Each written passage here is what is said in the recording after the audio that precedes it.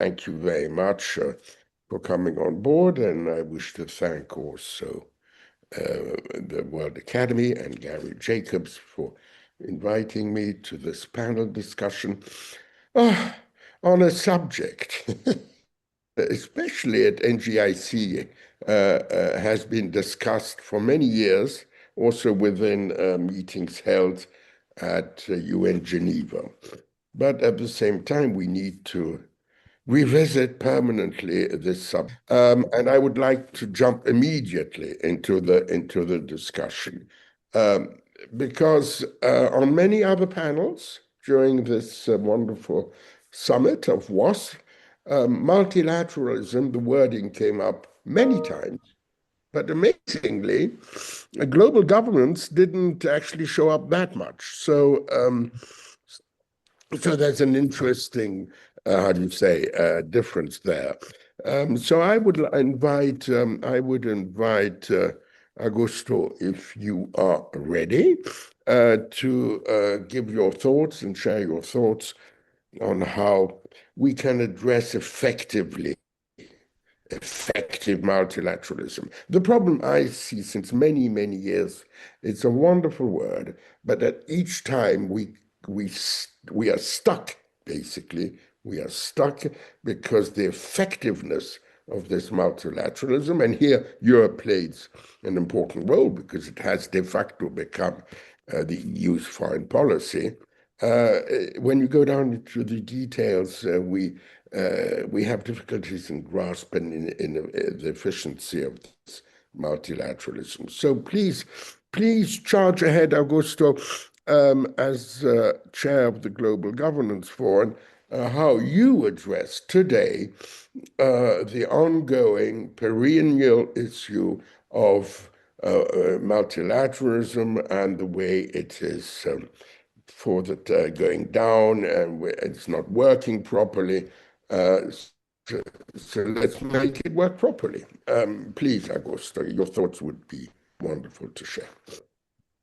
Thank you, Paul. Thank you. I'm very happy to participate in this panel, although I realize that I am surrounded by colleagues who know about the subject as much, if not more, than I do, because they have also been working in this space for a long, long time. It's a privilege to share the stage with them. I guess what I would do is I would begin by diagnosing, in some sense, what is the problem that we have when it comes to multilateralism and global governance, right? And this was actually put forward by a former colleague of mine at the World Bank, more than 20 years ago, when he coined a term which I thought was very interesting. He said that the problem with the world today is that we have a governance gap. Mm-hmm. And he said what has happened in the post-war period is that the institutions that were created, after the war, like the UN, like the IMF, the World Bank, the supporting infrastructure of institutions that basically provide a vehicle for international cooperation. These organizations, have evolved gradually over time. They have made occasional adjustments to the changing realities on the ground. But that what has happened, of course, in the last, it was then 60 years, but today it would be 80 years, is that the world has changed at a much faster pace. And, we have, we face situations today of increasing complexity across a whole range of areas. When I think, for instance, of what, the way that the global economy operates, the sophistication of the financial systems, when we think about the fact that the UN Charter, which is the starting document of this process, this 80-year process, is a document that was put together in the pre-nuclear age, in the pre-digital age, in the pre-climate age, right? So what has happened is that we have gradually seen the emergence of this governance gap, an increasing inability of the institutions that we have to deal with the problems that we confront. And as a result of that, humanity is suffering. We are seeing unresolved global conflicts, unresolved problems. We understand what the issue is when it comes to climate change. The problem is not one of lack of knowledge. The problem is one of political will. The problem is one that we don't have the instruments to deal with this, in this particular case, rising emissions, in a way that is binding and effective. And this is the result of basically inadequate institutions that underpin our global governance system, right? So for me, the starting point there, therefore, is it has to involve institutional modernization. We have to ask ourselves, how do we bring these institutions into the 21st century? How do we give them the jurisdiction, the resources, in order that they will be able to do the kinds of things that are necessary today to confront these global challenges? And I'm not just thinking of the UN, actually. The UN system, the Secretariat, at the core. I'm actually also thinking of the agencies that support the work of the UN. I worked for many years at the IMF and at the World Bank, and without going into the details, let me assure you that these organizations are very much in need of also adapting to the 21st century. And the IMF, as it is constituted today, is not ready to confront the next global financial crisis. I am deeply worried that, as happened in 2008, they will be found wanting. They will be found sleeping at the wheel. Because of these inadequate institutional arrangements, which simply are not responsive to the age in which we live in. Now, that's the starting point. Just one more minute. It is necessary to do institutional modernization. It is not sufficient. Yes, we have to reform the Security Council and the UN. Yes, we have to find more creative ways of funding the UN system. Yes, we have to, as the Global Governance Forum has advocated, create something like an Earth System Council within the UN system to deal with, the environmental problems that we have today. But beyond this, charters, constitutions, founding documents have to be supplemented, but what I call unwritten norms and rules.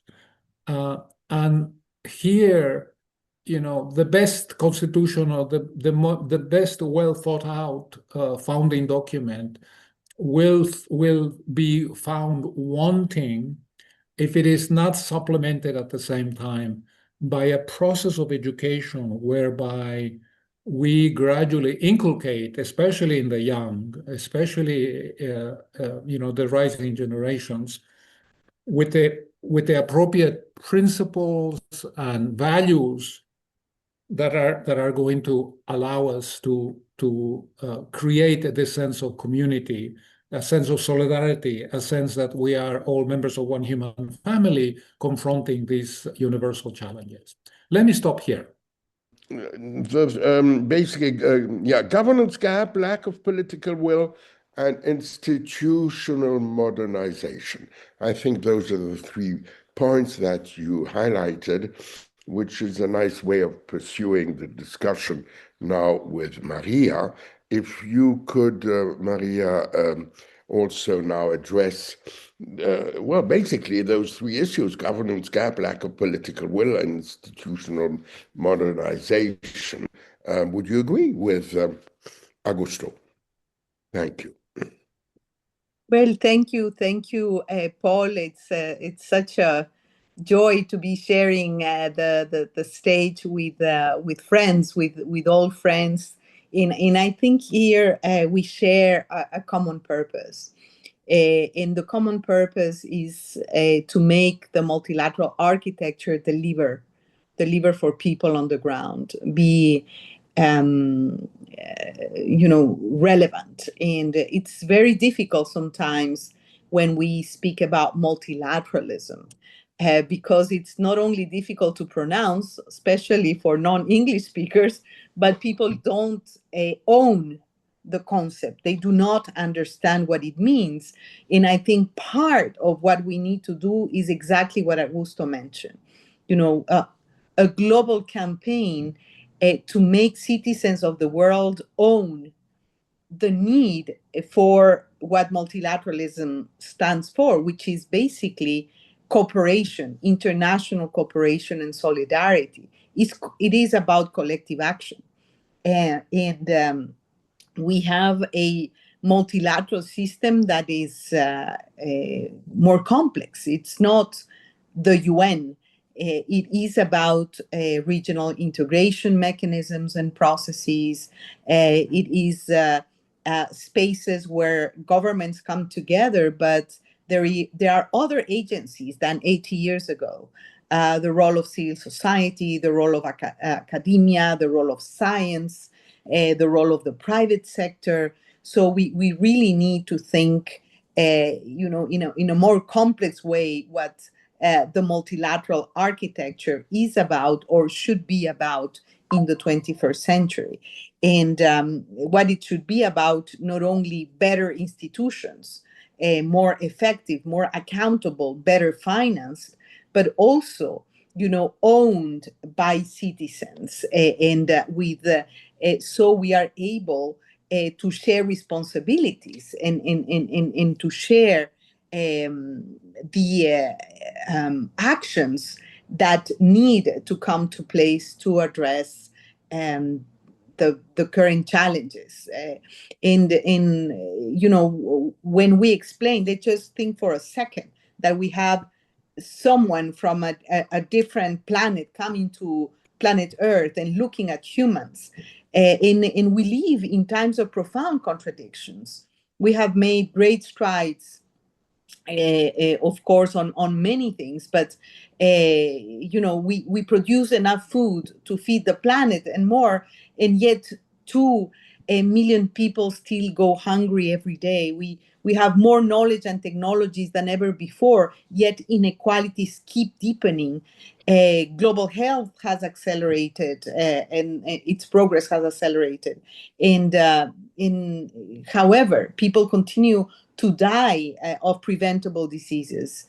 We have pledged for 29 times, almost very soon, 30 times, we have come together to commit on climate action, and yet emissions continue to rise and ecosystems continue to deteriorate and even collapse. So basically, and if we look at the economies, as an economist, Augusto mentioned the issue of the economic and financial crisis. So basically, I think that the central question that we should ask is, the question is no longer whether we should cooperate, but more how is that we need to put in places the institutions, the mechanisms, the political will, and the power to cooperate. How is that we do that to remain relevant? So I think that the title of this session, it's extremely telling. We require a fundamental redesign. And let me just give for the conversation and the discussion later, perhaps 3 headlines or 4. The first headline would be, how to update the core hardware of multilateralism, the system of international cooperation that we founded 8 decades ago. So basically, this sort of what we have seen as structural inertia, I think it's fueling a crisis of legitimacy, of trust, particularly among countries of the global majority, because they demand greater voice, greater access to resources, a greater access to low carbon technologies, etc. So that is one part. I mean, to redesign and rebuild the hard work of multilateralism. And the number 2 headline would be that the multilateral architecture should be more inclusive and more complex. And with that, I mean more networked, more multi-level. And I think that we should accept the fact that the nation state is not only the only actor on the world stage.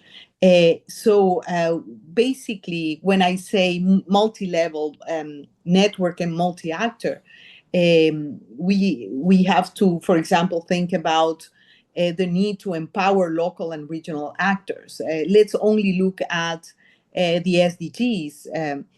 60% of SDGs are under the direct responsibility of local governments. 70% of the global emissions around the world come from cities. And they have a critical role to play. So in this multi-level architecture, we have to add the other actors that I mentioned before. So networked, multi-level multilateralism. The other issue is something that Augusto already mentioned. I won't go into the detail, and perhaps we can add this to the exchange and the conversation, but we need a profound reform of the global financial architecture that goes from fiscal and global taxation, the issue of debt restructuring, the issue of the power and the governance and the mechanisms of multilateral development banks, not only the Bretton Woods institutions, but also regional development banks. We just came out from Seville, from the fourth Financing for Development conference, where there were many advances on that area, and perhaps we can discuss more on the operational and in the practical responses to that. So basically, for me, one of the main challenges at the end of the day is how that we come together to govern our commons, to share the responsibility, to improve the institutions we have, their accountability, their transparency, the way they're funded, the participation of other actors and agencies to really respond to the world of today. And some may say that international cooperation, that multilateralism really counters national interests and national sovereignty.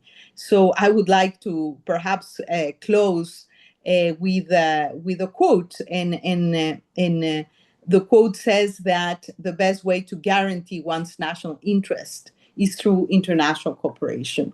And this quote comes from Mr. Morgenthau. He was the US delegate to the Bretton Woods Conference in 1944. And I think this phrase coming from the United States, it's perhaps more relevant today than it was 80 years ago. The best way to guarantee one's national interest is through international cooperation. So what we are facing now is the need for the political courage, the creativity, to reshape a system that is human-made. Therefore, the solutions have to be also human-made. Thank you, and over to you, Paul. Thank you very much, Maria. Thank you. Thank you. There's so much food for thought. But I like your mentioning at the end of Henry Morgenthau, because basically I'm European, and the whole European project, as we all know from Schuman and Jean Monnet, was exactly also that approach at the regional level. So we feel on familiar grounds. But let's continue the discussion, and let's invite Francis, if you may, to jump in. That would be very nice. Thank you very much. I think that from Augusto and Maria, I have picked up the repeated importance of education and awareness raising about multilateralism. And I think this is very important because those of us who recently, with the support of the Interaction Council and the Club de Madrid, Danilo Turk and others, and the elders launched an appeal to recover or retrieve the UN Charter for its 80th anniversary on the 26th of June. This appeal is now being extended through the high-level segment of the General Assembly into the 24th of October, UN Day. But in our private conversations with our politicians in many countries in Europe and beyond, we've been struck by the absolute ignorance of what the UN Charter consists of. So the people who are running our countries don't even know the fundamentals of what the UN Charter is, let alone the people out on the street, the civil society, the young people, and so on. So in this day of digital media, we have an enormous challenge to overcome this gap in public awareness, along with the institutional gaps and the governance gaps that Augusto has been mentioning. But let me try and just focus on three things that come to mind, and a little bit of follow-up of our session yesterday, Paul. Mhm. I will kind of look at this from three angles. The governance angle, the institutions, the norms, the rules that have been spoken about, and then society, civil society, and then a little bit sort of reflection on economy. So if I were to start at the beginning of this, I would say that we have a desperate need to revisit the veto, the veto of the P5. This is the challenge to the legitimacy of the sovereign equality of member states. Because as I argued yesterday, there isn't a sovereign equality of member states when you have 5 countries who have the veto, 3 of them being vestigial empires and trying to grow again, Russia, the United States, and China. And they have the capacity to override everyone else.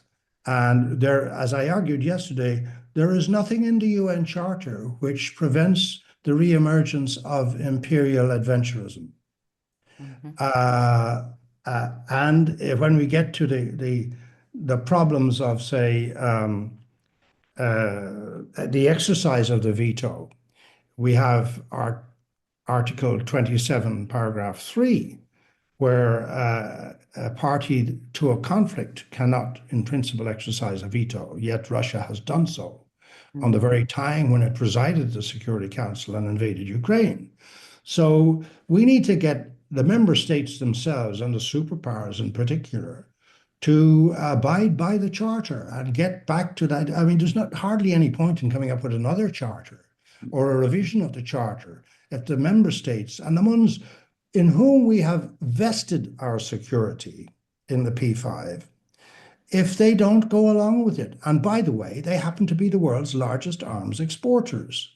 And as somebody said yesterday, you know, why is it? I think it was probably Ismail Sadiq who well argued, these countries that are suffering the most from conflict, whether it's Sudan, Yemen, Somalia, or wherever today, they don't even produce a single weapon. So there are contradictions that are fundamental to the governance of our international system and multilateralism as such. And I think that these things need to be addressed. Now, on that same level of, say, institutions, norms, and so on, we don't have the enforcement mechanisms. The International Court of Justice is only as effective as the states who adhere to it want it to be. But those states who do not wish to adhere to it, they put themselves outside of it and they can ignore it and do ignore it. Look at what's happening with Israel in Gaza, despite the advisory opinions that have come out of the International Court of Justice. The International Criminal Court, well, the Americans completely undermined it from the very beginning, having actually been playing a prominent role in its creation. So this kind of hypocrisy at the institutional level really, really doesn't help. But there's a third institution which now comes along because China has taken the initiative to create or try to foster into being the International Organization for Mediation a few weeks back or a couple of months ago. But who are the signatories of this? We don't even know for sure, but they seem to be about 20 to 30 autocracies like Belarus and other countries who want to go the mediation route rather than having to abide by international arbitration, the International Court of Justice, or something else. Now, there isn't per se something really bad in this idea. It's a good idea, but it needs to be given much more, I would say, legitimacy than to simply be the bedchild of a few autocracies. So big question mark on that, and work in progress, hopefully a work in progress. So these are some of the things I just wanted to mention on the governance side. Now, on the society side, I think we really have to, as Maria has pointed out, recognize, in fact, firstly, as Boutros Ghali said to us once at the Global Baku Forum a few months before he passed away, is that the world is far more complex than just the member states of the UN. There are these multiple levels of interaction, and Maria has briefed them out very well in terms of the city governance and climate change. But we already have chambers in the UN system, like in the ILO, where the trade unions come into the picture, where the corporates come in. We have bodies outside the UN, like the Extractive Industries Transparency Initiative, where the corporates and civil society are supposed to come together, although one of the founding members, Rio Tinto, is not very good at abiding by those prescriptions, in particular in places like Serbia and in Central America. But these are things, I think the idea of giving civil society a great role, and I was very sad to see recently that civil society is really apparently only freely acting today in about 2% of member states. That's very bad, that there has been a real falling back in terms of civil society expression, including here in Europe. Now, part of it was justified by pandemic restrictions, but autocracies jumped in on that and made it even more difficult with people's surveillance.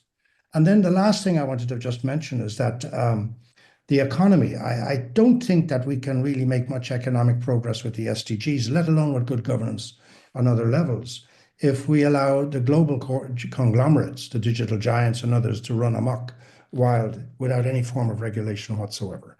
Now, one of the fundamental problems that we have with media freedom in all countries is market concentration. When you have the big fish eating the small fish, and you eventually get less competition, less diversity, more and more regulatory capture, state capture, and eventually autocracy tending towards personality cults and extremism of various types. So I think that regulating global corporations, if they want to be a player, not just in the World Economic Forum, but through the UN and its institutions and the IFIs and Bretton Woods, they should have a voice, but they should also have responsibility. As we said yesterday, it's not just a question of a Universal Declaration of Human Rights, but also of human and corporate responsibilities, going beyond the Global Compact, which Kofi Annan brought about, going beyond the OECD principles on corporate governance, which are facultative or optional, and having mandatory obligatory requirements for global corporations. And I think tackling market concentration has to be part of that. So I'll just stop there because I think this is a very rich opportunity to exchange views on how we can reshape the world. But I would just finally say we have an awful lot of the instruments we need in place. We need to tweak them. We don't have to redesign the entire planet. That will happen after World War III. But hopefully we can avoid that. And if we can deal with the real structural problems now, then I think we will be in better shape in the years to come. Thank you. Thank you very much, Francis. Thank you very much.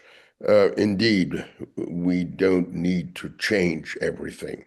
The Charter has been and continues to be the bedrock of all multilateral and international system. But you're right, we need to tweak them, as you say, maybe, but still, let's keep something that has been going on now for so many, many decades. Let us now go to Amanda. Amanda, thank you very much for joining the panel from Hawaii. Please, we listen to you now with great expectation. Thank you. Thank you so much, Paul. And it's a real pleasure to be with such esteemed colleagues. And thank you to WAAS for putting on this important series of dialogues. I'd like to begin with a formal greeting from Aotearoa, New Zealand, my birth country, in the indigenous language Māori. E ngā mana, e ngā reo, e ngā rangatiratanga.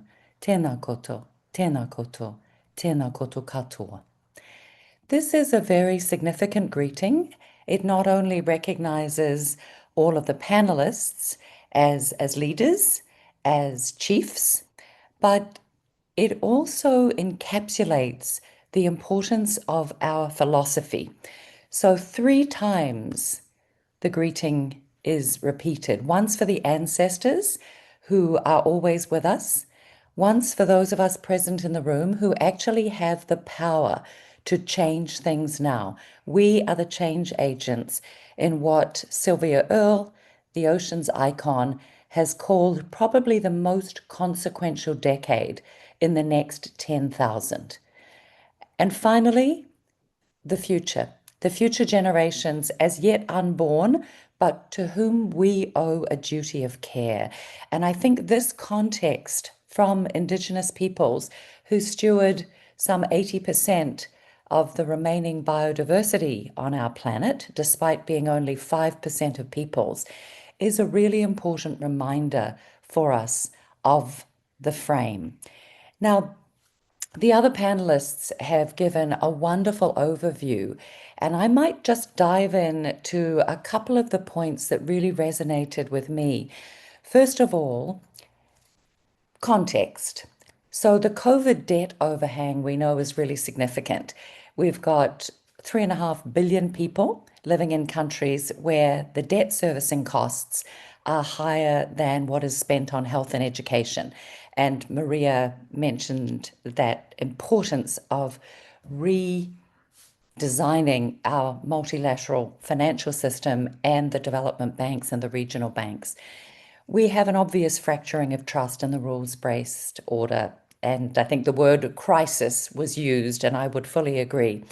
The rise of populism and nationalism, which is often driven by disinformation fueled by AI. And Francis, I think your points were absolutely critical.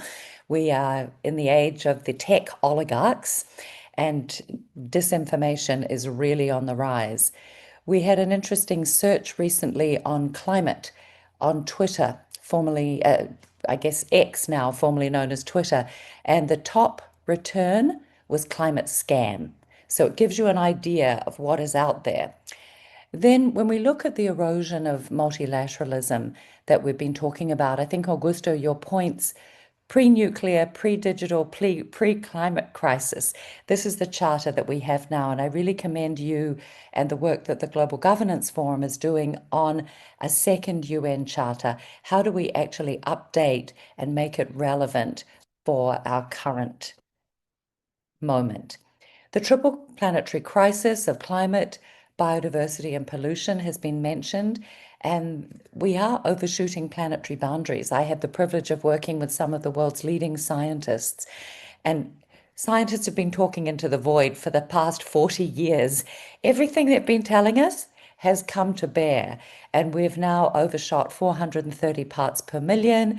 We have transgressed the 1.5 degree threshold, and we are seeing increasing extreme weather events. And as was mentioned, it's not because we don't have the knowledge or the solutions, it's because we lack political will.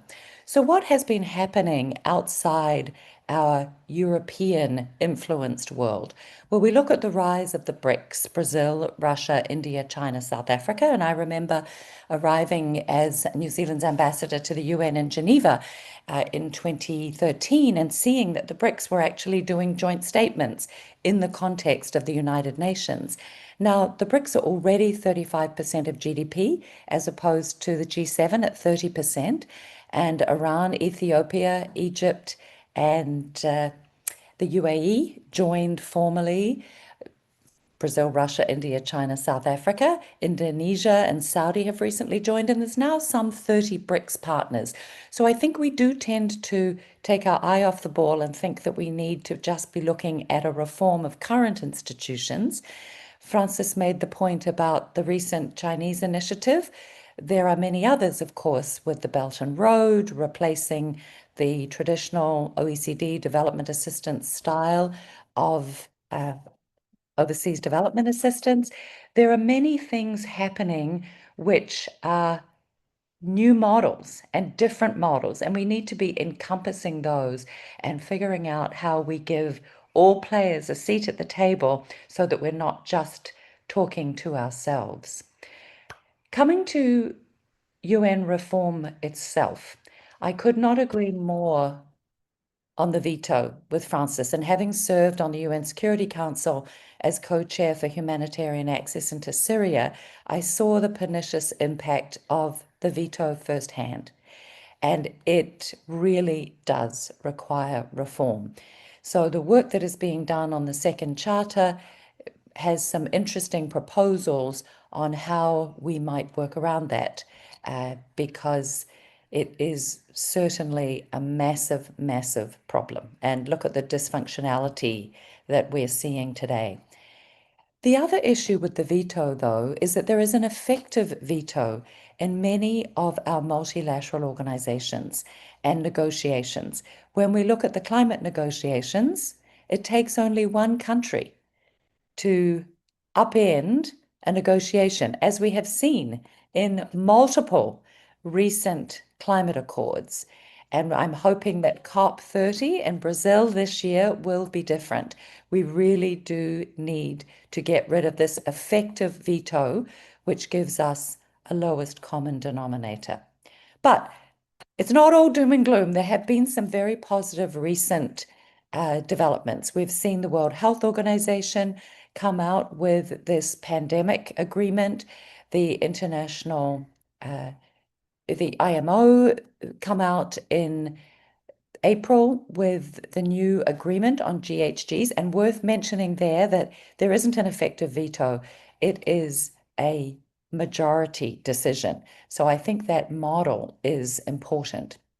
Now, finally, looking at the reform of the financial system that Augusto mentioned, one of the crazy things that we have and is still allowed by World Trade Organization rules, $7.1 trillion a year in fossil fuel subsidies. There's a massive lack of financing for the transition. And what are we doing? 7.1 trillion a year in explicit and implicit subsidies, and 7.9 trillion in investments by the private sector in new fossil fuel infrastructure since the Paris Agreement. So we're not lacking money. What we are lacking is proper rules and regulations and the political will.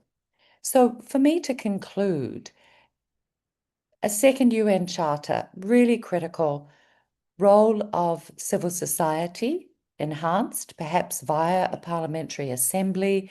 We've had, of course, the Pact for the Future, the important work going on now with UN 80 for reform, and perhaps rather hastened by the US withdrawal of a number of elements of the UN system and, of course, of significant financing.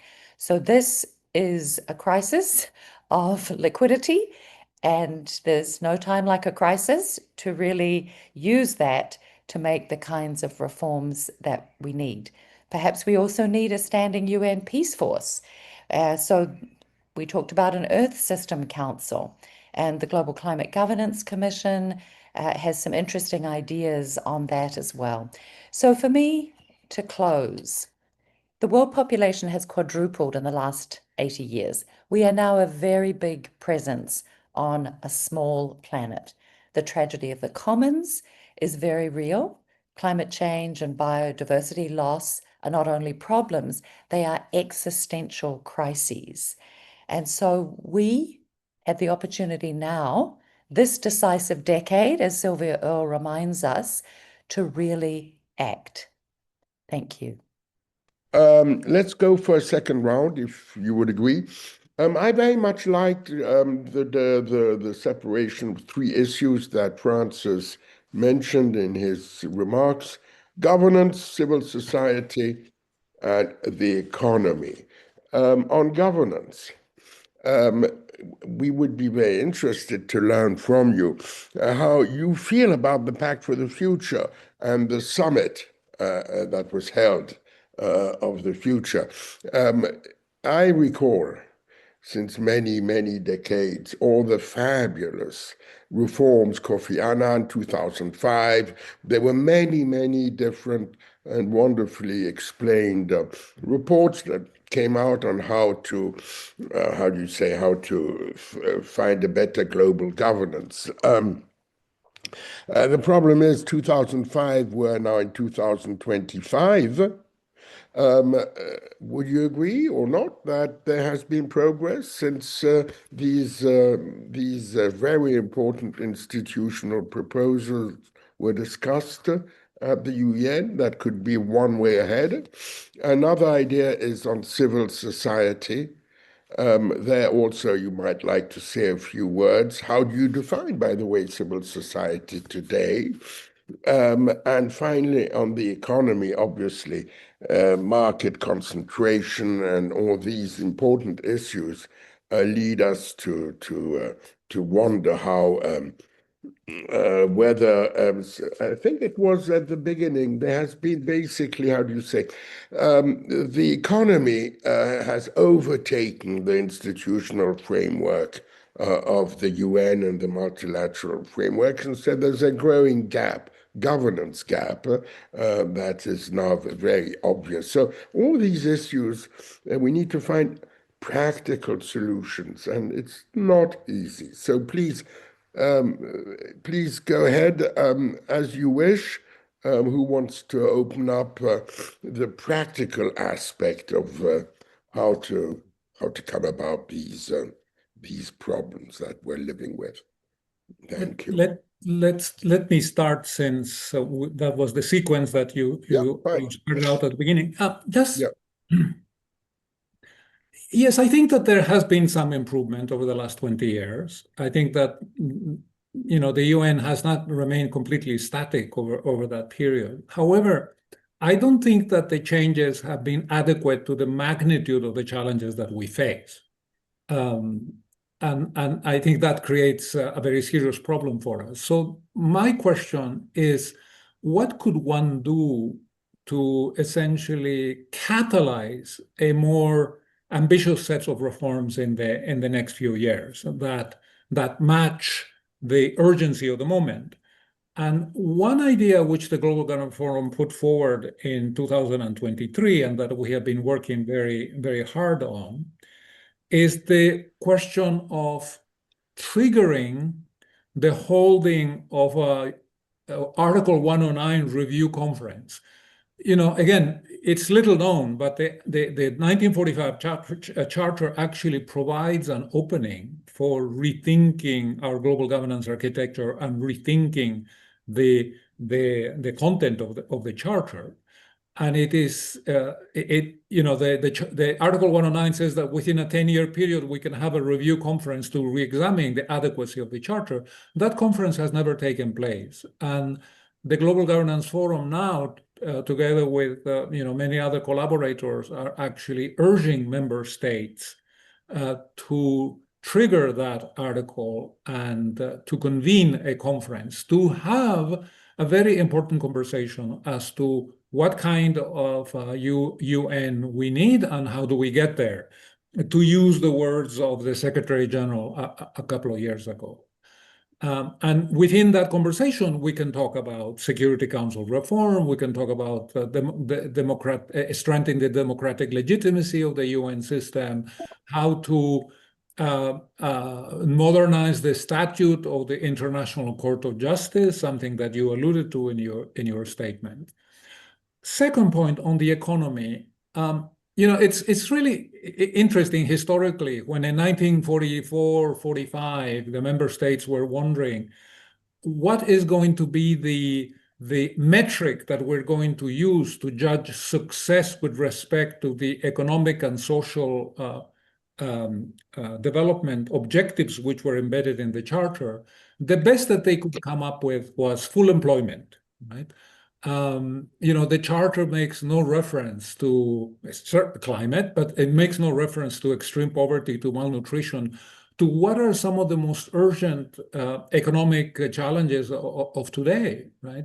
So see, for me, it is an indictment of the inadequacy of our economic paradigm that we live in a world of a 110 trillion economy, and we have close to 800 million people who suffer from malnutrition.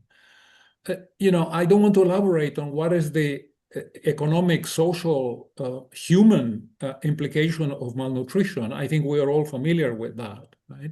But for me, we need to, I fully support Maria's call, for amending our global governance, global financial architecture, but we actually need to go beyond that. We actually need to rethink the entire basis of our economic system, which obviously has not prioritized the elimination of extreme poverty, the elimination of malnutrition, the creation of a safety net that provides security and dignity to the majority of the world's population.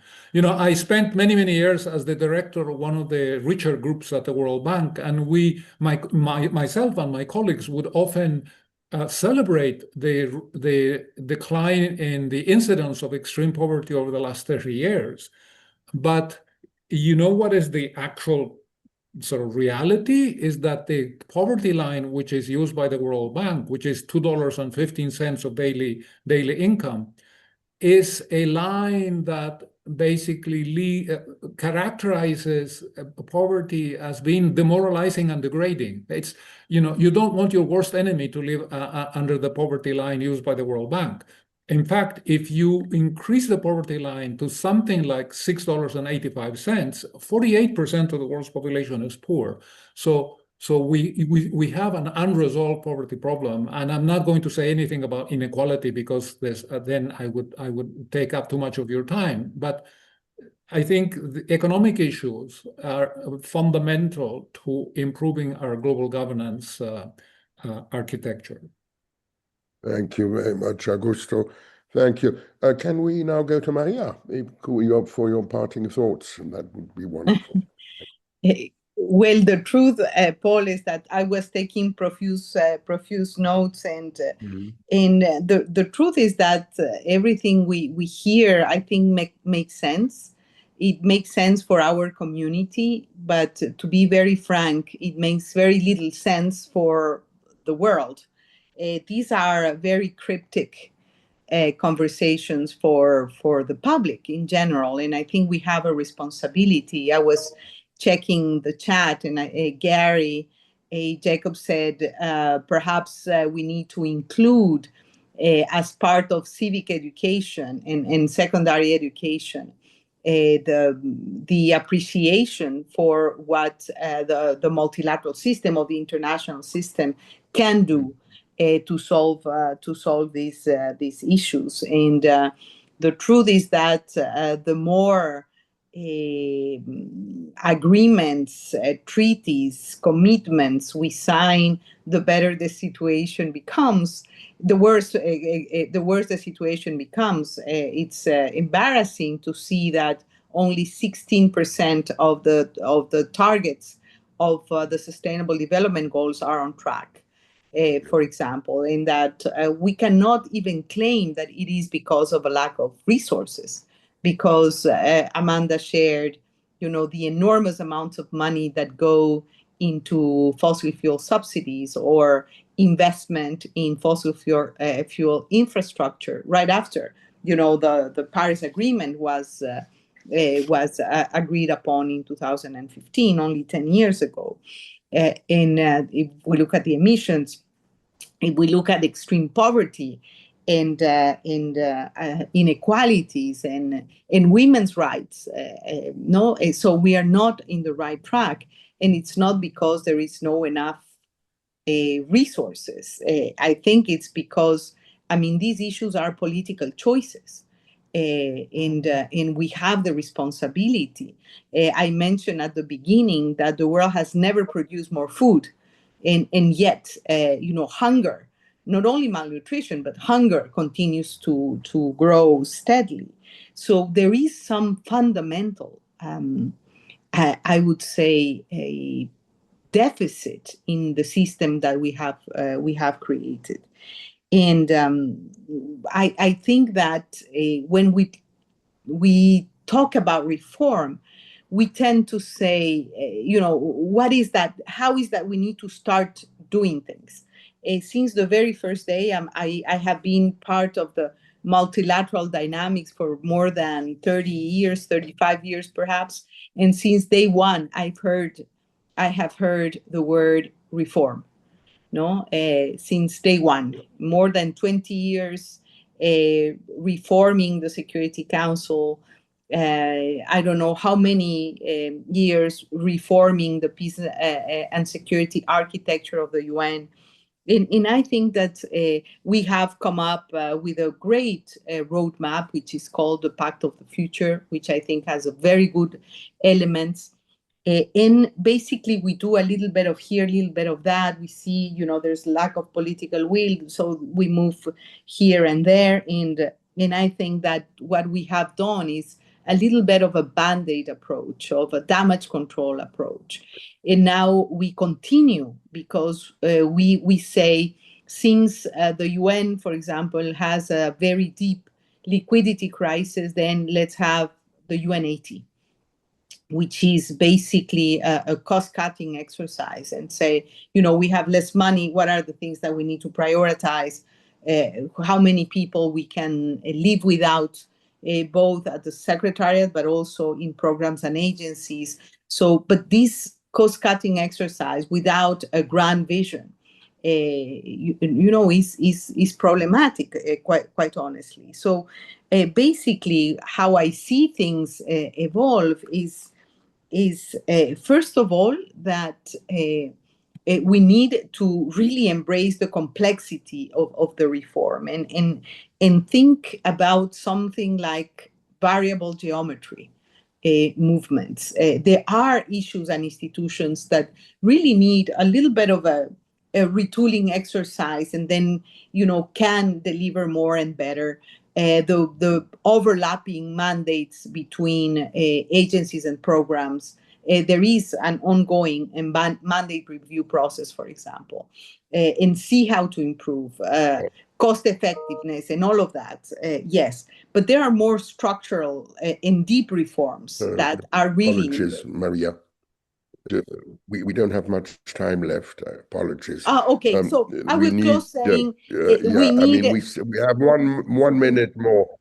Oh, sorry. Francis and for I'm sorry. Amanda. I thought that we had until 6:30 p.m. our time. So apologies.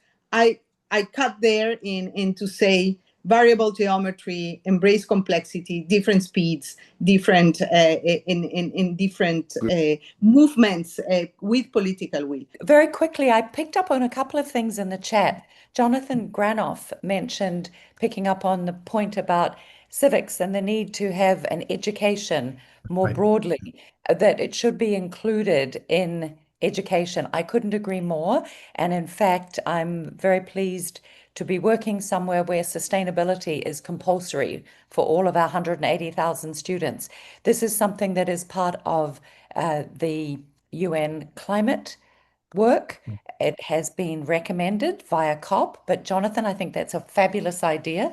And the other question that came from Jalil was that we had elaborated rigorously and technically on our current systems limitations and failures, but the key question is, why are we where we are? And I guess the three things for me are tragedy of the commons.